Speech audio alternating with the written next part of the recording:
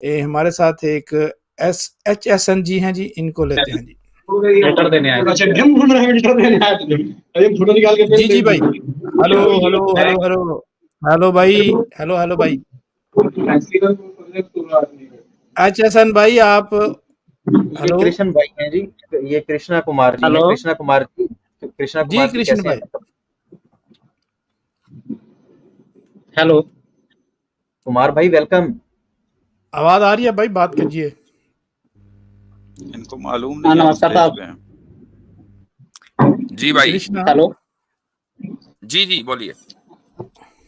हाँ नमस्कार साहब। वेलकम वेलकम, आदाब मेरा एक आदाब। क्वेश्चन है। जी जी हेलो।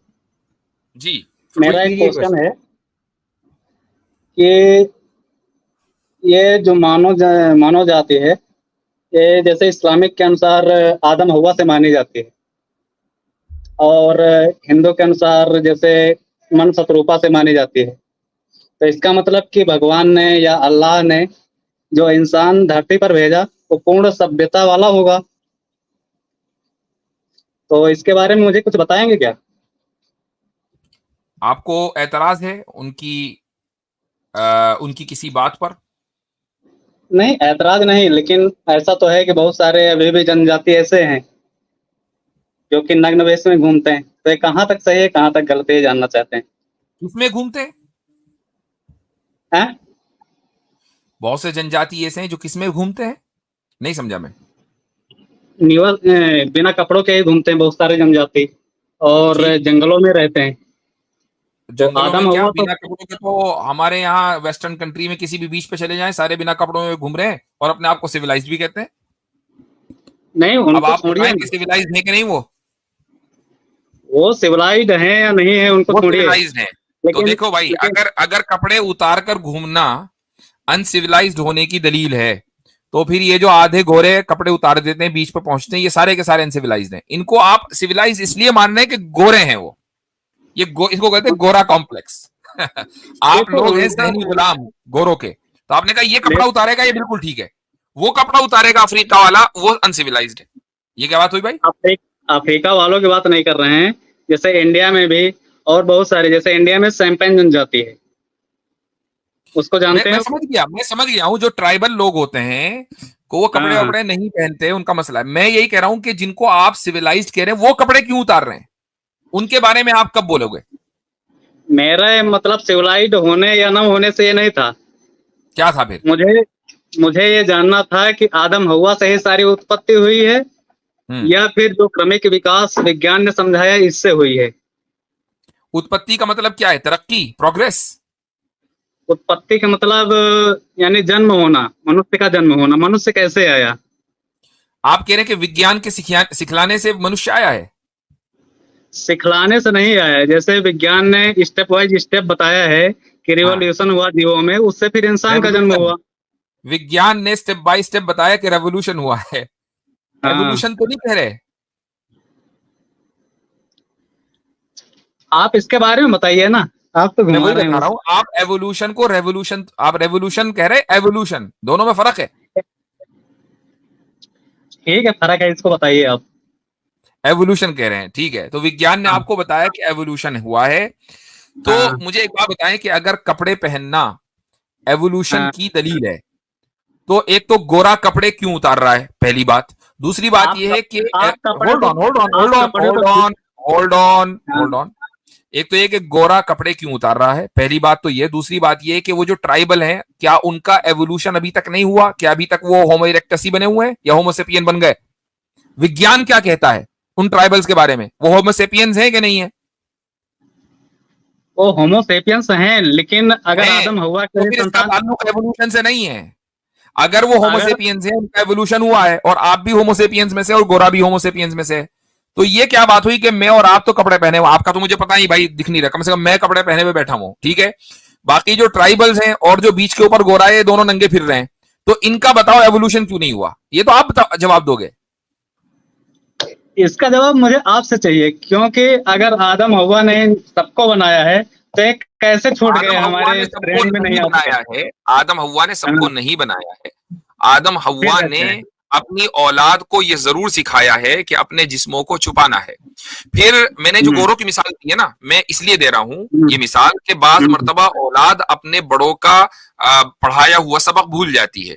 आप अगर देखें जिस मुल्क में आप तो रहते हो, पता नहीं, I don't know wherever you live, लेकिन मैं गोरों के दरमियान रहता हूं। मुझे पता है कि आज से अगर आप इनकी हिस्ट्री पढ़ेंगे तो आज से 40, 50, 60, 100 साल पहले ये लोग जो है कपड़ों के मामले में बहुत ही ज्यादा सिविलाइज्ड होते थे। यानी इनकी खवातीन भी ठीक ठाक मुकम्मल लिबास पहनती थी, मर्द भी मुकम्मल लिबास पहनते थे। इनके यहाँ नंगापन बिल्कुल नहीं था, अमेरिका में खुसूसन।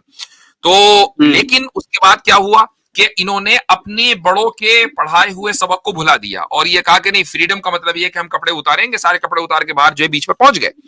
तो अब आप अगर ये कहें कि हजरत आदम अलैहिस्सलाम ने, हजरत हव्वा ने, अगर ये इल्जाम आप उनको दे रहे हैं, तो फिर इनके जो आबा व अजदाद थे आज से 100 साल पहले, इनके जो एंसेस्टर्स थे, क्या वो कपड़े नहीं पहनते थे? वो तो पहनते थे कपड़े, उन्होंने अपनी औलाद को भी सिखाया, लेकिन औलाद ने कपड़े उतार दिए। तो ऐसा भी हो सकता है कि जो ट्राइबल्स रहते हो इंडिया में या अफ्रीका में, वो अपने माँ बाप के पढ़ाए हुए सबक को भूल गए हो और उन्होंने कपड़े उतार दिए हो। लेकिन कपड़े उतार के ऐसे बिल्कुल अलग थलग कैसे हो सकते हैं? चलो ठीक है, गोरों ने कपड़े उतार दिए, लेकिन उनके अंदर इंसानियत तो है, वो बिल्कुल इंसानियत भी भूल गए। चलो एक मिनट, गोरों में इंसानियत है। हाँ जी जी, हमारे साथ माशाल्लाह जी आमिर भाई, और वो इंसानियत भी भूल गए। आमिर भाई, अरे आमिर भाई का इस्तेमाल ले रहा है 2 मरतबा से। नहीं कोई बात नहीं हजरत, कोई बात नहीं। सबको सलाम, प्यार भरा सलाम सबको, उम्मीद है सब खैरियत से होंगे। हजरत बात जारी रखिए। सिर्फ ये बताना था हजरत, ये वही हैं, वो हसन भाई के प्यारे दोस्त हैं और हसन भाई की आईडी से आते हैं और फिर बोले नहीं देते, फिर शोर मचाते हैं। लास्ट टाइम आपके पास भी आए थे कृष्ण भाई जो है, ये वही हैं।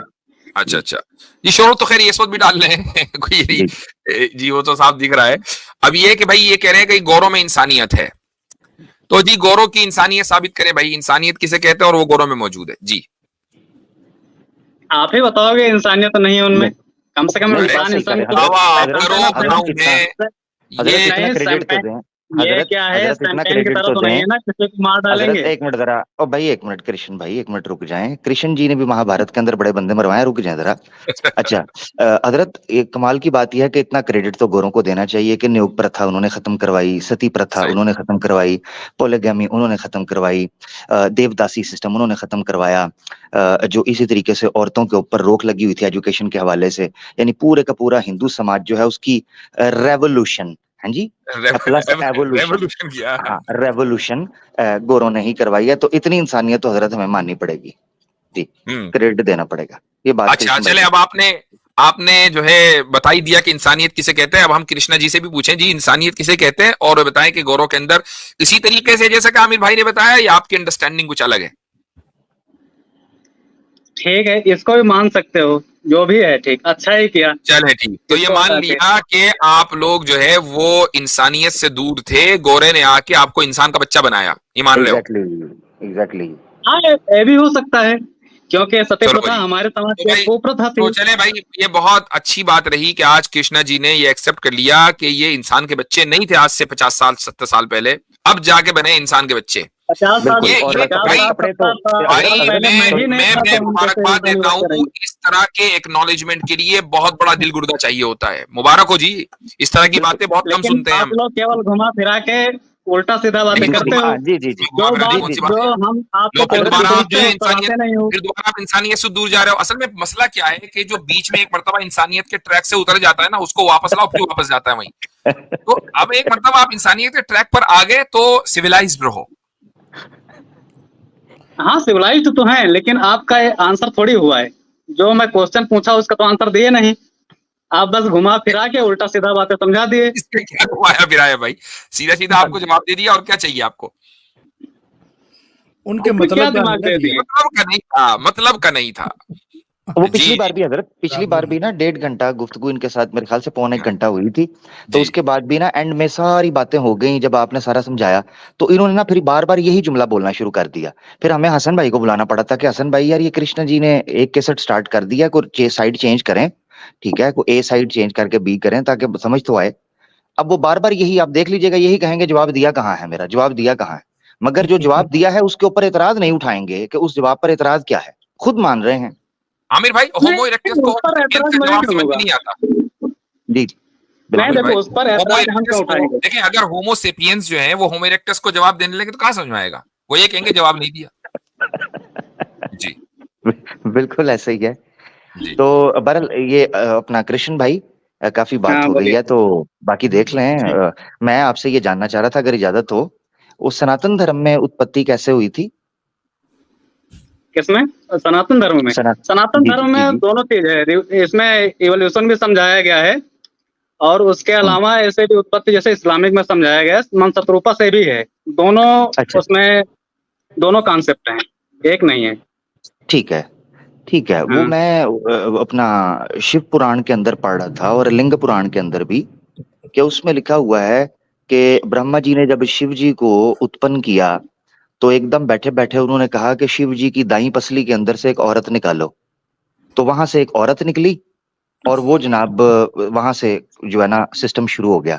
तो ये भी कोई रेवोल्यूशन हुई थी इस तरह की, कोई मुझे बता दें, कोई वैज्ञानिक रेवोल्यूशन के नहीं शिव देखो, जी के अगर अंदर? आप पुराण समझे, अगर आप पुराण पढ़ेंगे तो उसमें पुराण में केवल कहानियां हैं, पौराणिक कहानियां जिसको कहा जाता है। अच्छा लेकिन अच्छा उसके जो व्याख्या है उपनिषद में है। अगर आप उपनिषद में पढ़ेंगे तो उसमें हर एक कंसेप्ट का, जैसे जैसे गणेश जी के हाथी का सिर होना, इसका भी कॉन्सेप्ट है कि क्यों एक उनको मिनट, हाथी सॉरी का सॉरी सिर है। सॉरी सॉरी, एक हाँ मिनट कृष्ण भाई, एक मिनट सुनिए, सुनिएगा। हाँ पुराणों की कथाओं की व्याख्या उपनिषद के अंदर है? हाँ, उपनिषद में सारी व्याख्याएं हैं। अच्छा क्योंकि रुकिएगा, ये बड़ी कृष्ण भाई, एक इसमें मिनट, सॉरी केवल सॉरी, एक मिनट, सॉरी पुराण। सॉरी कृष्ण भाई, हाँ कृष्ण भाई, साथ साथ मैं आपसे सीखना चाह रहा हूँ ना। आपने एक हाँ बात की, आपने कहा कि पुराणों में जो कथाएं हैं उनकी व्याख्या उपनिषद के अंदर है। यहां मैं तक हाँ। समझ गया हूँ। अब आप मुझे ये बताएं, पुराण पहले आए हैं या उपनिषद पहले आए हैं? पहले पुराण आए हैं, वेदों के बाद ओ, में फिर पुराण आए हैं, फिर अच्छा उसके बाद में उपनिषदों की रचना हुई है। अच्छा, वेदों के बाद पुराण आए हैं, ठीक है। हम्म। हाँ, इसका प्रमाण दे दें। आप हर एक चीज का प्रमाण मांगने लगते हैं। अभी इसमें देखो, अभी इसे अच्छा, अभी तो आप बता रहे अभी थे जो कि सिविलाइज्ड हो गए, सिविलाइज्ड लोग तो प्रमाण मांगते हैं ना भाई। नहीं, अभी जो अभी तो आप पुराण कह है, रहे थे साइंस और विज्ञान का प्रमाण है, तो आप कैसे सिद्ध देखो करेंगे? हर एक अभी प्रमाण जगह हर एक प्रमाण लेके नहीं रखते हैं, क्योंकि हमारे नहीं, पास नहीं में रखना इतना चाहिए टाइम भी ना। नहीं रहता है। उन्हें भाई टाइम नहीं रहता है तो हम फारिग बैठे हैं, आपने मुफ्ती साहब को भी बात नहीं समझ रहे, चार लोग यहाँ बैठे हैं किसी की बात ना सुन रहे, आपने शोर मचाया हुआ है, यहाँ कह रहे हैं हम फारिग थोड़ी ना बैठे हैं, हम फारिग बैठे हैं, आपके सवालों का जवाब दें। हसन भाई, क्या ये क्या बंदा है यार ये? नहीं तो आप लोग तो यही काम कर रहे हो ना।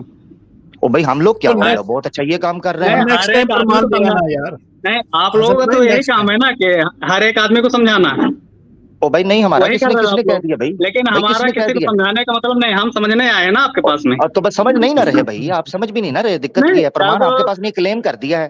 कृष्ण जब भाई सुने तो सही सही ना, आंसर जरा नहीं समझे मिलेगा तो तो सही। कैसे ओ समझेंगे? कृष्ण भाई, कृष्ण भाई सुनो तो सही ना यार, जिद क्यों कर रहे हो? थोड़ा ठंडे दिमाग के साथ सोचो, मैं जो पूछ रहा हूँ उसको समझो तो सही, मैं क्या कह रहा हूँ। आपने क्लेम किया है, यहां तक बात होती कि आपका एक सवाल होता जिसका उत्तर मेरे जिम्मे होता, ठीक है। मैंने आपसे प्रश्न पूछा, आपने क्लेम किया, आपने कहा पुराणों की जो कथा है उसकी व्याख्या उपनिषद के अंदर मिलती है। मैंने आपसे हम्म पूछा पुराण पहले आए उपनिषद, आपने कहा वेद के बाद तुरंत पुराण आए थे, उनके बाद उपनिषद आए हैं। मैंने कहा इसका हम्म प्रमाण दे दें कि वेद के बाद जो है पुराण आए हैं और उपनिषद उनके बाद आए हैं, इसका प्रमाण दे दें। आपने क्लेम किया, अब आप कह रहे हैं मुझे नहीं पता, मैं ढूंढ कर बैठा हूँ, फलाना बैठा हूँ, तो मैं तो पूछने के लिए आया। भाई जो आपने क्लेम किया, जो आपके पास ज्ञान है, कम से कम उसका प्रमाण ही दे दो यार कृष्ण भाई। नहीं तो बात ही आप नहीं तो समझते सबको आप। सिखा रहे हैं ना, तो हमको भी सिखाइए। आपके पास में ओ बस ये फिर ऐसे क्या ही है, और प्रमाण है ये कि ये फारिग बाद आदमी है, में सॉरी पहले आए? अली भाई, अली भाई ये फारिग आदमी है, इसको फारिग करवाएं, हमको बिल्कुल इंपॉर्टेंट बात करते हैं, टाइम वेस्ट इसको फारिग होता करवाएं।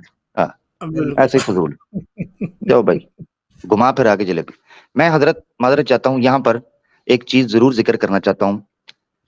मैं मुसलमान यूथ जो है, अभी थोड़ी देर पहले मैं ट्विटर के ऊपर थोड़ा सा एक्टिव था। ये ट्रेंड रुकना नहीं चाहिए। जिस तरह के हजरत ने बता दिया कि ये यूट्यूब का विषय नहीं है, यहाँ पर हमने चूंकि लीगल एक कैंपेन है जिसको लेकर चलना है, और ये तमाम मुसलमानों की इस्लामी ईमानी जिम्मेदारी है, कानूनी जिम्मेदारी है, शरई जिम्मेदारी है, और इंसानी जिम्मेदारी है, अखलाकी जिम्मेदारी है।